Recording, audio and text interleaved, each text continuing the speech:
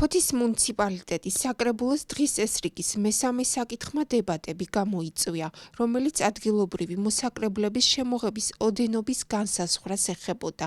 საუბარია სათამაშო აპარატებზე დანიშნულ გადასახადზე, რომელიც წინა მოწვევის ხდომაზე 2500 ლარით განისაზღვრა. ამჯერად კი აღმასრულებელი ხელისუფლების მიერ წარმოდგენილ პროექტში 2500 ლარი 2000 ლარამდეა შემცირებული.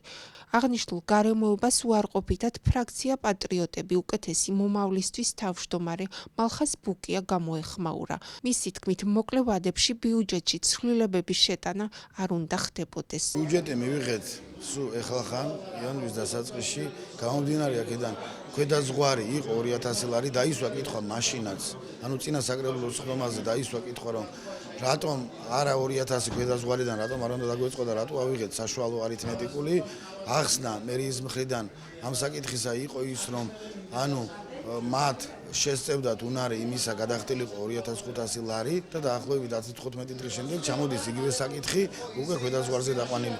მე უბრალოდ ცვლილებას არ ვეთანხმები ასე ახლო ასე მალ ბიუჯეტში ცვლილება არ უნდა იყოს ასეთი მასიური ხასიათის. ეს ერთი და მეორე ჩემი აზრით საკითხი იმ დონემდე შესწავლილი უნდა ყოფილიყო, რომ ისინი 2500 ლარის გადამხდელ უნარიანი იყვნენ თუ არა, ეს საკითხი შესწავლილი უნდა ყოფილიყო. ვფიქრობ საკითხი არ იყო შესწავლილი შესაბამისად.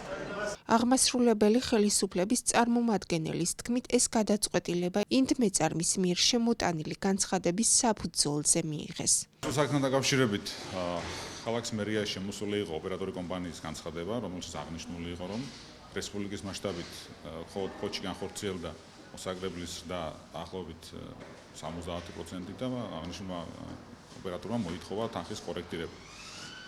მერია მიჯელა ამ საკითხთან დაკავშირებით და მიიღო სამის გადაწყვეტილება საკრებულოს წარუდგინა დადგენილების პროექტი სათამაშო ბიზნესის მოსაკრებლის თითოეულ სათამაშო აპარატზე შემცირებასთან დაკავშირებით კვარტალურად, ანუ განისაზღვრა თითოეულ სათამაშო აპარატზე კვარტალურად დასახადი 2000 ლარის ოდენობა.